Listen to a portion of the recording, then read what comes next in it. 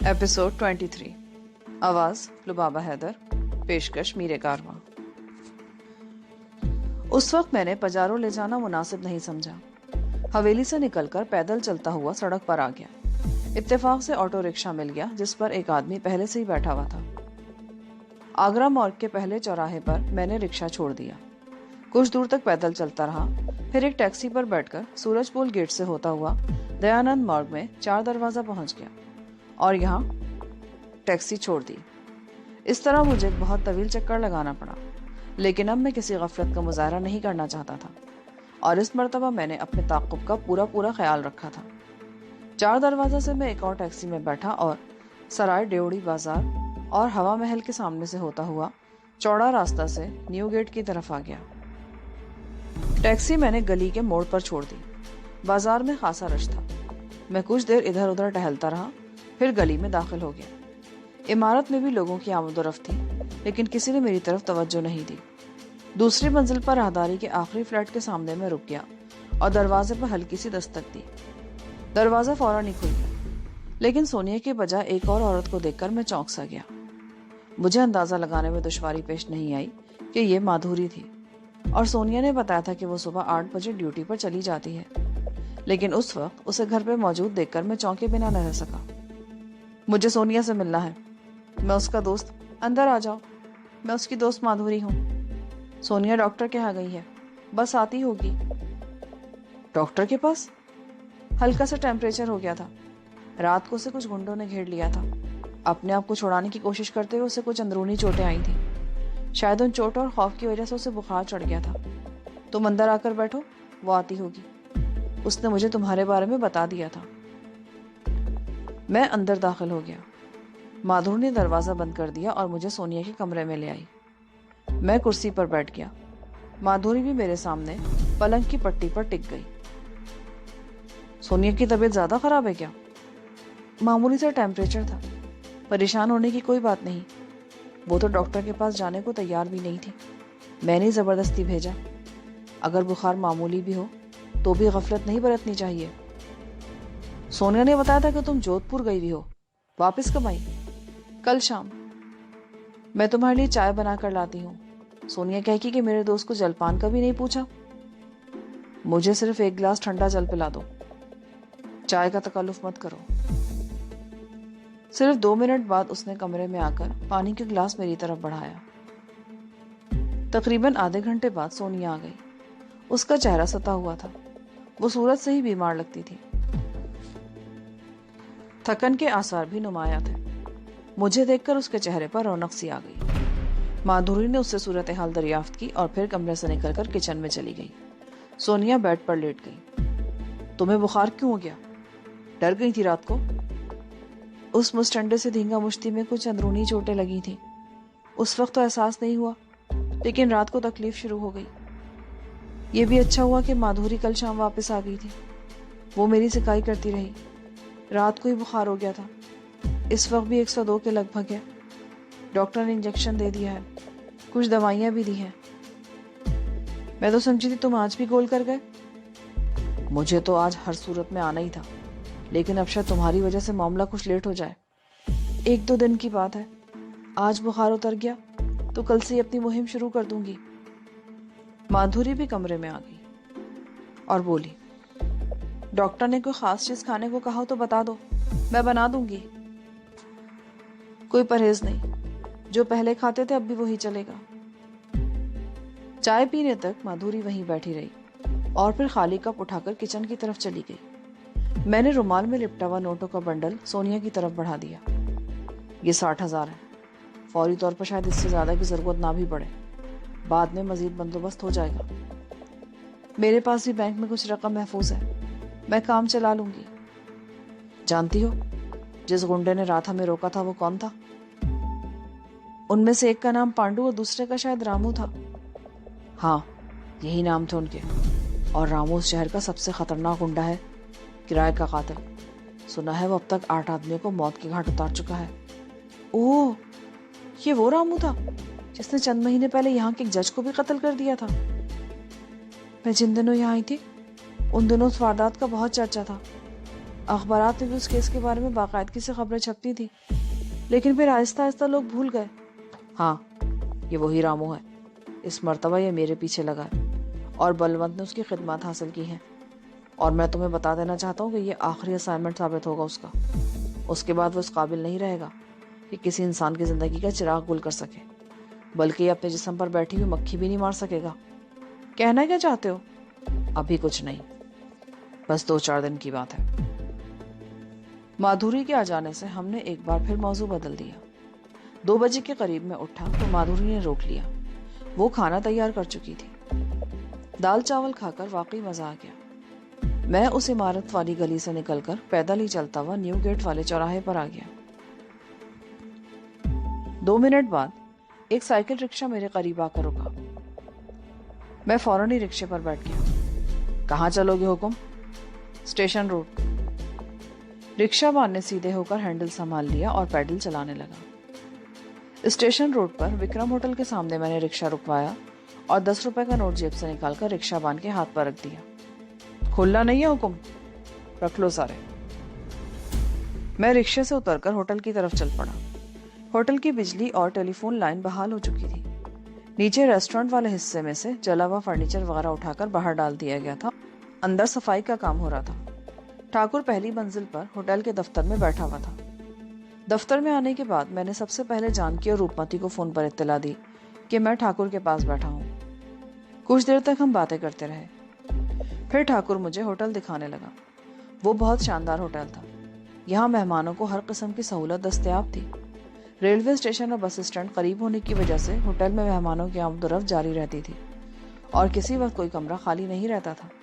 لیکن ٹھاکر نے اپنے ہوٹل کا معیار برقرار رکھا تھا۔ قرب و جوار میں اور بھی بڑے بڑے ہوٹل اور ٹورسٹ بنگلے تھے، جن میں 5 اسٹار اشوک جے پور ہوٹل قابل ذکر تھا۔ وکرم ہوٹل میں 5 اسٹار ہوٹل جیسی سہولتیں نہ ہونے کے باوجود اس کا معیار آس پاس اپنی کیٹیگری کے ہوٹلوں اور ٹورسٹ بنگلوں سے بہتر تھا، اور یہی وجہ تھی کہ بڑے بڑے لوگ اسی ہوٹل کو ترجیح دیتے تھے۔ رات کا کھانا میں نے ٹھاکر کے ساتھ ہوٹل میں کھایا اور پھر 10 بجے کے قریب ہم حویلی جانے کے لیے وہاں سے روانہ ہو گئے۔ جیپ ریلوے اسٹیشن کے قریب سے بائیں طرف مڑ گئی اور ریلوے لائن کے ساتھ ساتھ کئی کلومیٹر کا فاصلہ طے کر کے جمنا لال بجاج مارگ کی طرف مڑ گئی۔ ٹھاکر کی رہائشی حویلی بھوانی سنگھ مارگ میں تھی اور وہ وہاں کچھ دیر کے لیے جانا چاہتا تھا۔ بھگوان داس روڈ پر سیکریٹریٹ کی وسیع و عریض عمارت سے آگے نکلتے ہی پیچھے سے آنے والی ایک جیپ تیزی سے ہمارے برابر میں پہنچ گئی۔ یہ بھی بغیر ہڈ کی جیپ تھی اور اس میں 4 آدمی بیٹھے تھے، اور ڈرائیور کے ساتھ والی سیٹ پر رامو کو بیٹھے دیکھ کر میں اچھل پڑا۔ پچھلی سیٹ پر 2 آدمی بیٹھے تھے اور ان دونوں کے ہاتھوں میں پستول تھے۔ ان میں سے ایک نے گولی چلا دی۔ ایک زوردار دھماکہ ہوا۔ گولی جیپ کو روکنے کے لیے ٹائر پر چلائی گئی تھی اور ٹائر ایک دھماکے سے پھٹ گیا تھا۔ جیپ لڑکھڑا کر سڑک سے اتر گئی اور لہراتی ہوئی کمپاؤنڈ وال سے ٹکرا کر رک گئی۔ ہماری جیپ پر پیچھے بیٹھا ہوا گن مین جھٹکا لگنے سے دوسری سیٹ پر جا گرا، لیکن وہ نہ صرف حیرت انگیز پھرتی کا مظاہرہ کرتے ہوئے سنبھل گیا، بلکہ اس نے ہولسٹر سے ریوالور نکال کر گولی بھی چلا دی۔ رامو والی جیپ اگرچہ کئی گز آگے نکل چکی تھی، لیکن ہمارے گارڈ کی گولی ضائع نہیں گئی۔ رامو کی جیپ کے پچھلی سیٹ پر بیٹھے ہوئے 2 آدمیوں میں سے ایک چیختا ہوا اچھلا اور جیپ سے نیچے گر گیا۔ رامو کی جیپ تقریباً 100 گز آگے جا کر رک گئی اور رامو اور اس کے 2 ساتھی چیختے ہوئے ہماری طرف دوڑے۔ رامو کے ہاتھ میں آگے سے خم کھائے ہوئے بلیڈ کا تیغہ تھا جو اسٹریٹ لیمپ کی روشنی میں چمک رہا تھا، جبکہ اس کا ایک ساتھی پستول سے فائرنگ کر رہا تھا۔ میں نے اور ٹھاکر نے بیک وقت جیپ سے چھلانگ لگا دی۔ جس دیوار سے ہماری جیپ ٹکرا کر رکی تھی وہ 4 فٹ سے زیادہ اونچی نہیں تھی۔ اس کی دوسری طرف بہت وسیع و عریض لان تھا اور اس دیوار سے تقریباً 200 گز کے فاصلے پر سیکریٹریٹ کی عمارت تھی۔ ٹھاکر کا گن مین ابھی جیپ میں ہی بیٹھا تھا۔ اس نے جوابی فائر کرتے ہوئے جیپ کی پچھلی سائڈ کی طرف چھلانگ لگا دی۔ اسی کے ساتھ فائر کی آواز اور اس کی چیخ بھی گونج اٹھی۔ اسے شاید گولی لگ گئی تھی اور وہ جیپ کی پچھلی طرف گر گیا تھا۔ کیا ہوا راجمل؟ ٹھاکر نے پوچھا۔ بازو میں گولی لگی ہے حکم، پر آپ چنتا مت کرو اور یہاں سے نکل جاؤ، میں روکتا ہوں ان کو۔ ہمت سنگھ، تم اس طرف جاؤ اور میں اس طرف سے جانے کی کوشش کرتا ہوں، ٹھاکر نے کہا اور دیوار کے ساتھ ساتھ دوسری طرف جانے لگا۔ میں مخالف سمت میں رینگتا چلا گیا۔ اس کے ساتھ ہی میں نے جیب سے پستول نکال لیا۔ چند گز آگے جا کر میں نے دیوار کے اوپر سے جھانکا۔ رامو کا ایک ساتھی فائرنگ کرتا ہوا ہماری جیپ کے قریب پہنچ چکا تھا، جبکہ رامو نے دیوار پر چڑھ کر اندر کی طرف سے چھلانگ لگا دی۔ میں نے تیزی سے رخ بدل کر فائر جھونک دیا۔ گولی گنجان پودوں کی شاخوں میں الجھ کر رہ گئی اور رامو پودوں کے پیچھے کہیں غائب ہو گیا۔ اس سڑک پر زیادہ تر دفاتر تھے۔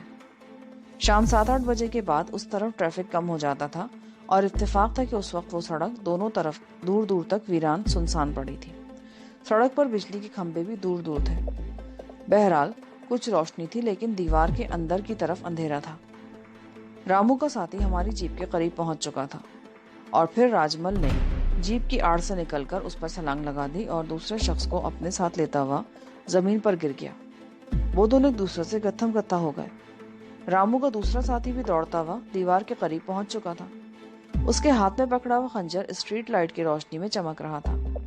ٹھاکر نے دیوار چڑھ کر اس پر چھلانگ لگائی اور اسے زمین پر گرا کر رگیٹنے لگا۔ اپنے پیچھے پودوں میں آہٹ پا کر میں تیزی سے مڑا، لیکن مجھے دیر ہو گئی۔ وہ حیولہ میرے اوپر آ رہا تھا۔ میں نے ٹریگر دبا دیا، لیکن اس لمحے میرے ہاتھ پر ٹھوکر لگی۔ پستول سے نکلی ہوئی گولی نہ جانے کس طرف چلی گئی، البتہ پستول بھی میرے ہاتھ سے چھوٹ کر پودوں میں گر گیا تھا۔ وہ حیولہ اسی طرح میرے اوپر آیا تھا جیسے بل ٹیریئر کتا اپنے شکار پر چھلانگ لگاتا ہے۔ وہ رامو تھا۔ اس کے ہاتھ میں تیغے کی چمک بجلی کے کوندے کی طرح لہرائی اور اس کا ہاتھ جیسے ہی نیچے آیا، میں نے دونوں ہاتھوں سے اس کی کلائی پکڑ لی۔ تیغے کا بلیڈ تقریباً 8 انچ لمبا تھا، جو لمحہ بلمحہ میرے سینے کی طرف جھک رہا تھا۔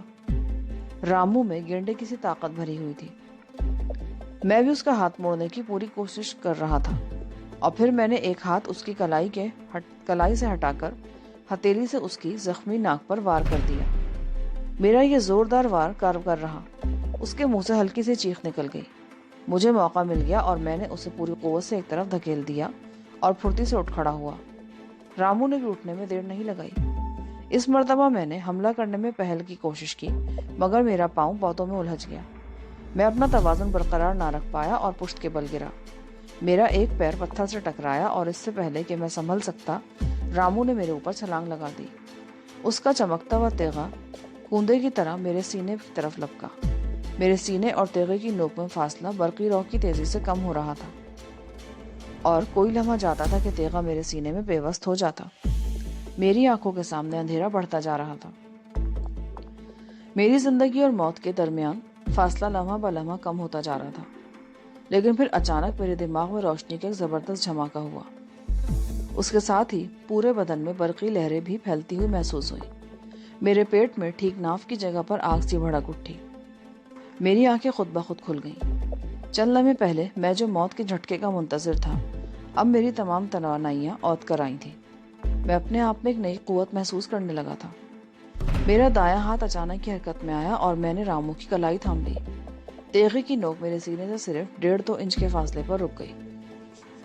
یہ صورتحال بیان کرنے میں یقیناً وقت تو لگا ہے، لیکن جو کچھ بھی ہوا پلک جھپکتے کی دیر میں ہوا تھا۔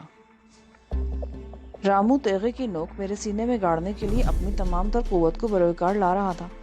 اس کے چہرے پر شدید تناؤ تھا، گردن کی رگیں پھول گئی تھی۔ تیغے کی نوک میرے سینے سے آہستہ آہستہ پرے ہٹنے لگی۔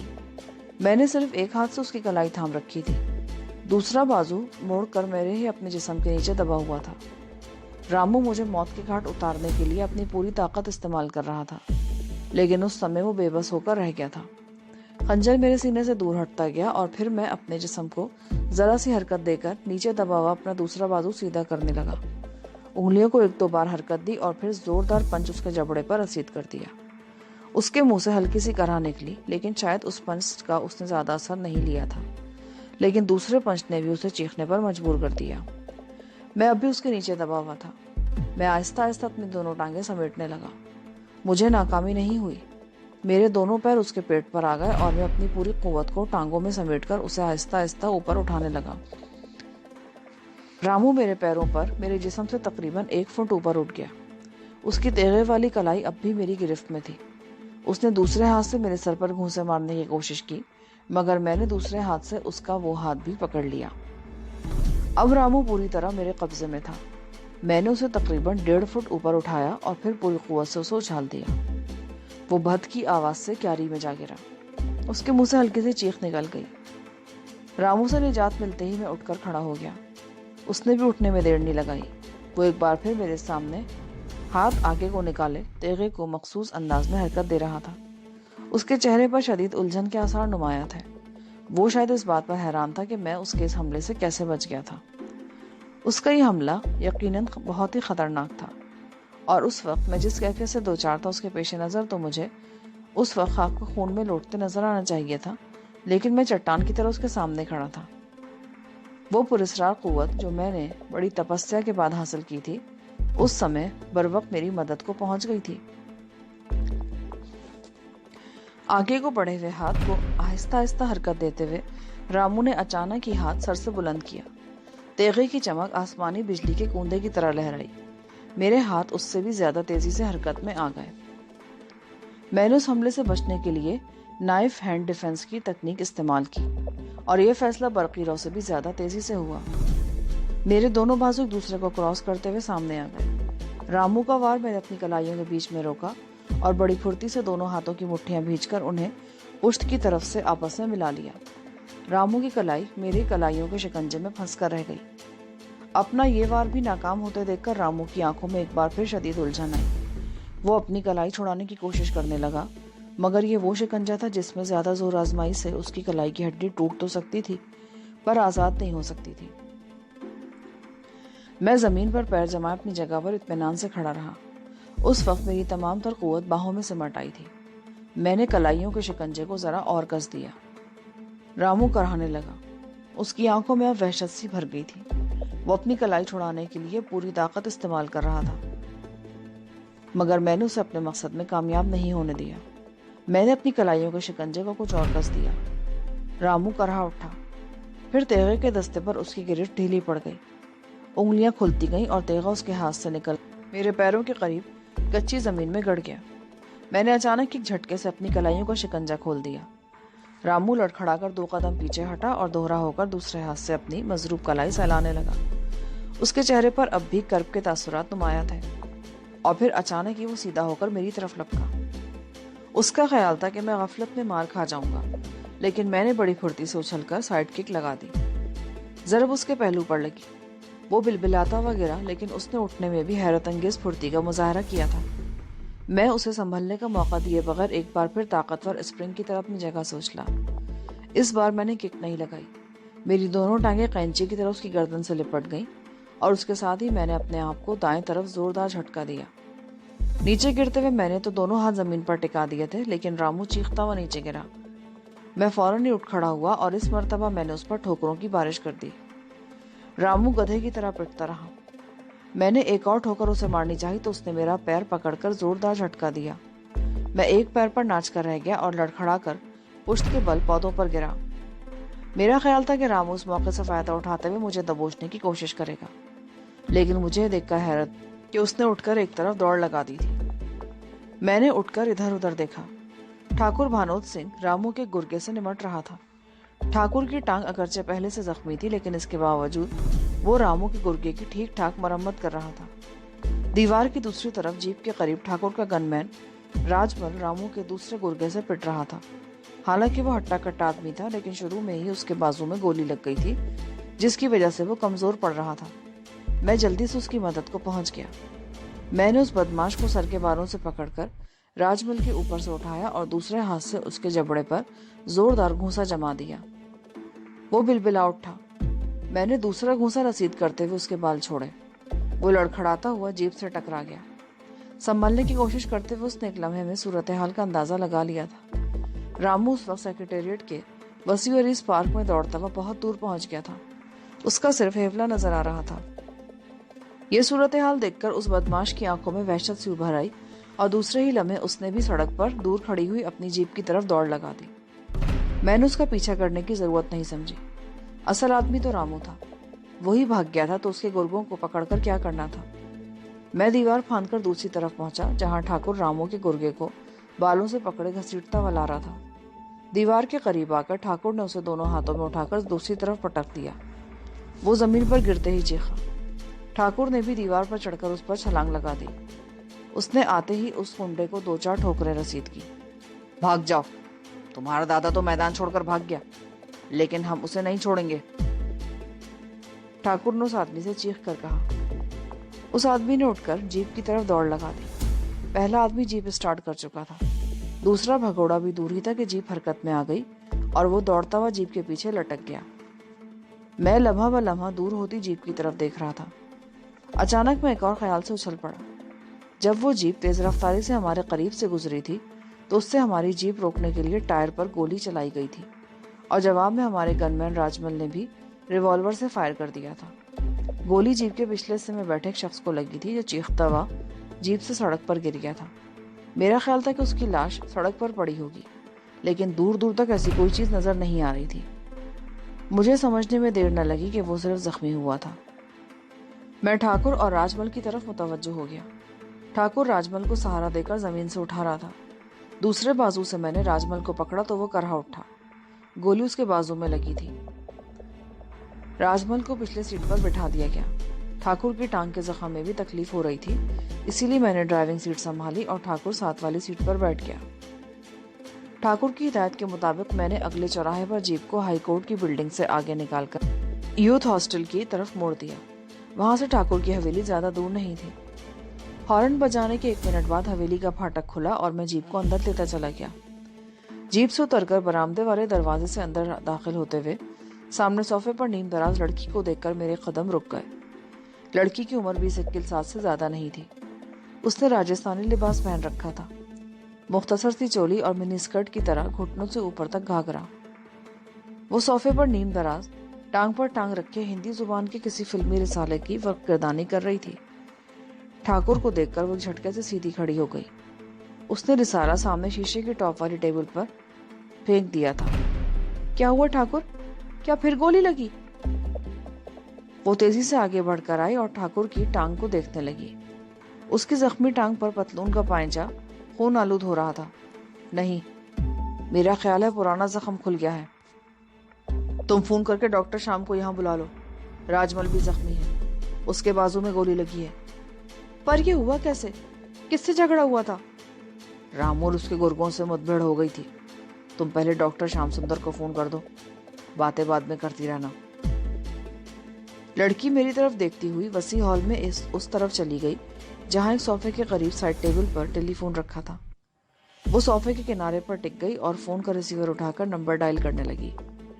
ٹھاکر بھی صوفے پر بیٹھ گیا اور پتلون کا پائنچہ اٹھا کر پنڈلی پر بندھی ہوئی پٹی کھولنے لگا. پٹی سرخ بھی ہو رہی تھی. اس نے ٹھیک ہی کہا تھا, اس کا زخم کھل گیا تھا. جس طرح ماردھار اور اٹھا پٹک ہوئی تھی اس کے بعد یہ بھی نہ ہوتا تو مجھے حیرت ہوتی. وہ لڑکی فون بند کر کے ہمارے قریب آ گئی اور اس نے ایک نظر ٹھاکر کی زخمی ٹانگ کی طرف دیکھا, پھر میری طرف دیکھنے لگی. ایک ملازم برآمدے والے دروازے سے اندر داخل ہوا تو بملا نامی اس لڑکی نے اس کی طرف دیکھا اور پھر ٹھاکر کی طرف دیکھتے ہوئے بولی, راجمل کہاں ہے؟ تم نے تو کہا تھا اس سے بھی گولی لگی ہے. راجمل باہر بیٹھا ہے, اسے کوارٹر میں لے جاؤ, ڈاکٹر شام سندر آنے والا ہے, ٹھاکر نے کہا اور ملازم فوراً ہی باہر نکل گیا. میں بھی ٹھاکر کے سامنے دوسرے صوفے پر بیٹھ گیا. میری نظریں اب بھی بملا کی طرف اٹھ رہی تھیں. ان مہاشے کا تعارف نہیں کرایا تم نے ٹھاکر؟ ان مہاشے کا تعارف؟ حیرت ہے, سارا شہر ان سے متعارف ہو چکا ہے اور تم انہیں میرے ساتھ دیکھ کر یہ بھی نہیں سمجھ سکی کہ یہ کون ہے. ہمت سنگھ؟ بملا کے منہ سے بے اختیار نکلا اور اس کی نظریں میری طرف اٹھ گئیں. ہاں, یہ ہمت سنگھ ہے, سچائی اور بھکتی کے راستے کا وہ مسافر جسے ہر پل اتیاچار کا سامنا ہے اور یہ کسی کی سہایتا کے بغیر ان کا مقابلہ کر رہا ہے. بھگوان نے اس کی باہوں میں اتنی شکتی دی ہے کہ اسے کسی اور کی سہایتا کی ضرورت بھی نہیں ہے. یہ تو تمہاری دیا ہے ٹھاکر کہ مجھے اس قابل سمجھتے ہو. میں تم جیسے مہان منشوں کی سہایتا مجھے نہ ملتی تو میں اتیاچار کا مقابلہ نہیں کر سکتا تھا. ٹھاکر کچھ کہنا چاہتا تھا لیکن باہر سے کار کے ہارن کی آواز سنائی دی. میرا خیال ہے ڈاکٹر شام سندر آ گیا ہے, اسے یہیں لے آؤ بملا, ٹھاکر نے کہا اور بملا اٹھ کر فوراً باہر چلی گئی. میرے خیال میں ڈاکٹر شام سندر کہیں قریب ہی رہتا تھا جو اتنی جلدی پہنچ گیا تھا. ایک ملازم نے اس کا بیگ اٹھا رکھا تھا جو قریب آ کر اس نے کافی ٹیبل پر رکھ دیا. आज क्या फिर किसी पंडित से सामना हो गया था? डॉक्टर ने पूछा। नहीं, आज कुछ बदमाश टकरा गए थे। उनके नसीब अच्छे थे जो बचकर भाग निकले। डॉक्टर ने मजीद कुछ कहने के बजाय टेबल पर रखा हुआ बैग उठाकर अपने करीब रखा और स्प्रिट की बोतल और कॉटन निकालकर ठाकुर का जख्म साफ करने लगा। जख्म साफ करके डॉक्टर ने दवा लगाकर ड्रेसिंग कर दी। 3-4 रोज तक मुकम्मल आराम की जरूरत है। अगर जख्म बिगड़ गया तो कई दिन तक खाट पर पड़े रहना पड़ेगा। अब जरूर एहतियात करूंगा डॉक्टर साहब। अब जरा राजमल को भी देख लो, उसके बाजू में गोली लगी है। कहाँ है वो? अपने क्वार्टर में सरकार। एक मुलाजिम जल्दी से बोला। चलो उसे भी देख लें। मुलाजिम ने बैग उठाया और मैं भी उनके साथ चल पड़ा। सर्वेंट क्वार्टर हवेली की पिछली तरफ थे। हम एक क्वार्टर में दाखिल हुए। राजमल चारपाई पर पैर लटकाए बैठा था। उसने दूसरे हाथ से जख्मी बाजू को पकड़ रखा था। खून ज्यादा बह जाने की वजह से उसका चेहरा पीला पड़ गया था। डॉक्टर ने उसे चारपाई पर लिटा दिया और उसके बाजू को जख्म के आसपास से टटोल कर देखने लगा। फिर मेरी तरफ देखकर तशवीश आमेज लहजे में बोला, गोली अंदर रह गई है, ऑपरेशन करना पड़ेगा। अस्पताल? नहीं, अगर इसे अस्पताल ले गए तो हम पुलिस की मदाखलत को रोक नहीं सकेंगे। जो भी कुछ करना है यहीं करना है। मैं देखता हूँ कि मेरे पास क्या कुछ है। वो अपना बैग खोलकर उसमें रखी हुई चीजों को देखने लगा। उसने सालखोर्दा सी मेज पर एक सफेद साफ कपड़ा बिछाया और बैग में से चीजें निकाल कर उस पर रखने लगा। तेज धार वाला नश्तर, नोक वाली चिमटी और ऐसी ही कुछ चीजें। आखिर में उसने शीशे की बोतल निकाली जिसका पेंदा नीचे से गोल था और मुंह पर परफ्यूम स्प्रे की तरह नोजल लगी हुई थी। ये लोकल एनेस्थीसिया था। राजमल, डरो नहीं।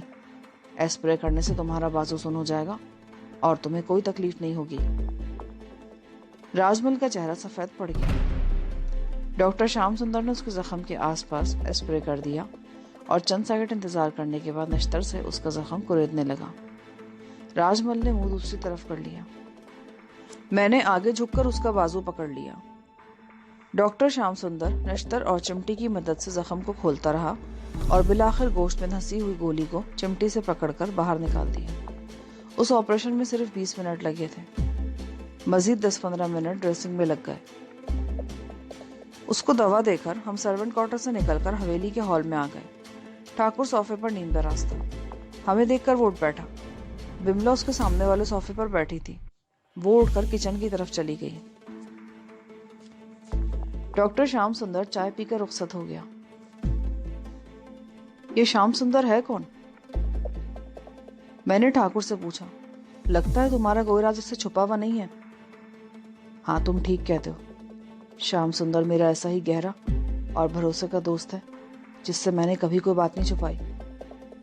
मेरा ख्याल है तुम दोनों का बचपन भी एक साथ ही गुजरा है किसी हद तक। श्याम सुंदर दरअसल हमारे माली का बेटा था। ये 6 साल का था जब इसके पिताजी का देहांत हो गया। मुझसे 4-5 साल छोटा है। ये उस वक्त पहली जमात में था। पढ़ने का शौक था इसलिए सबक फौरन याद कर लेता था। उसकी माँ उसे स्कूल से उठा लेना चाहती थी, लेकिन उसका शौक देखकर मेरी माताजी ने उसे अपनी सरपरस्ती में ले लिया और उसकी तालीम जारी रखी। श्याम सुंदर को डॉक्टर बनने का शौक था। माताजी ने उसकी हौसला अफजाई जारी रखी और उसने बहुत अच्छी पोजीशन में MBBS पास कर दिया। और ये बिमला, ये कौन है? दोस्त है मेरी, मगर गलत मत समझना। तुम्हें ये जानकर हैरत होगी कि बिमला पंडित रामस्वरूप ब्राह्मण की बेटी है। और ये पंडित रामस्वरूप कौन है? पंडित रामस्वरूप वो शख्स है जिससे बलवंत सिंह ने सबसे पहले राब्ता किया था और उसे तुम्हारे रूपमती के ताल्लुकात के बारे में भड़काया था। पंडित रामस्वरूप ने ही बास दूसरे पंडितों और पुजारियों को उकसाया। बिमला पंडित रामस्वरूप की दूसरी बेटी है। मकामी यूनिवर्सिटी में फाइन आर्ट्स के स्टूडेंट और बेहतरीन रक्कासा है। लेकिन एक धर्मात्मा के घर की नारियों के बारे में समझा जाता है कि वो दूसरी फैशनेबल नारियों की तरह अपने शरीर की नुमाइश नहीं करती फिरेंगी। लेकिन तुम बिमला को देख रहे हो। ये ना सिर्फ आज़ाद ख्याल है बल्कि लिबास भी ऐसा पहनती है कि दूसरों की नजरें खामखा इसकी तरफ उठ जाती हैं। लोग इस बात को भी नजरअंदाज करने को तैयार हैं, लेकिन बिमला की बड़ी बहन पूजा बम्बई में है। बहुत कम लोग जानते हैं कि पूजा को फिल्मों में काम करने का शौक था। वो हीरोइन बनना चाहती थी। वो बम्बई चली गई। हीरोइन तो ना बन सकी, अलबत्ता इंडस्ट्री से ताल्लुक़ रखने वाले अय्याश तबाह मर्दों का खिलौना बन गई। बम्बई के लोगों को पता नहीं कि पूजा पंडित की बेटी है। पूजा ने यह अक्लमंदी ज़रूर की कि वहाँ अपने बाप का नाम नहीं उछाला। वो आजकल बांद्रा में एक मुसलमान कैमरामैन के साथ उसके फ्लैट में रह रही है। सलीम नामी उस कैमरामैन ने उसे विश्वास दिला रखा है कि वो एक न एक दिन उसे हीरोइन ज़रूर बनाएगा। हीरोइन तो बहुत दूर की बात है, वो तो उसे किसी फिल्म में एक्स्ट्रा का रोल भी नहीं दिला सका। वो ना सिर्फ उसके साथ खुद ऐश कर रहा है, बल्कि उसके दोस्त भी इस बहती गंगा में हाथ धो रहे हैं। बम्बई में सलीम और पूजा का पड़ोसी जयपुर का रहने वाला है। वो कई साल पहले कारोबारी सिलसिले में बम्बई मुंतकिल हो गया था। जब वो यहाँ था तो इसी इलाके में रहता था जहाँ पंडित राम स्वरूप की हवेली है। फिरोज शाह नामी वो शख्स कभी कभार अपने अजीजों से मिलने के लिए यहाँ आता रहता है। जिन दिनों हिंदू नारी और मुसलमान मर्द के ताल्लुकात को बुनियाद बनाकर यहाँ हंगामे शुरू किए गए थे, उन दिनों फिरोज शाह यहाँ आया हुआ था। उसे पता चल गया कि पंडित राम स्वरूप पुजारियों और पंडितों के उस टोले का सरगना है जो जगह जगह जहर में बोझे हुए भाषण दे रहे।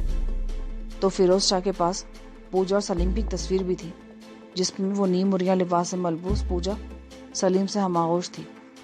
फिरोज शाह ने वो तस्वीर राम स्वरूप को दिखाकर धमकी दी कि वो इस मामले से अलग हो जाए और अपनी जुबान बंद रखे और दूसरे पंडितों को भी बेगुनाह मुसलमानों के खिलाफ जहर उगलने से रोके, वरना वो ये तस्वीर अखबारात में शाया करा देगा और शहर के पंडित पुजारी और कट्टर हिंदू उसकी बोटियां नोच डालेंगे, उसकी हवेली को जलाकर भस्म कर देंगे।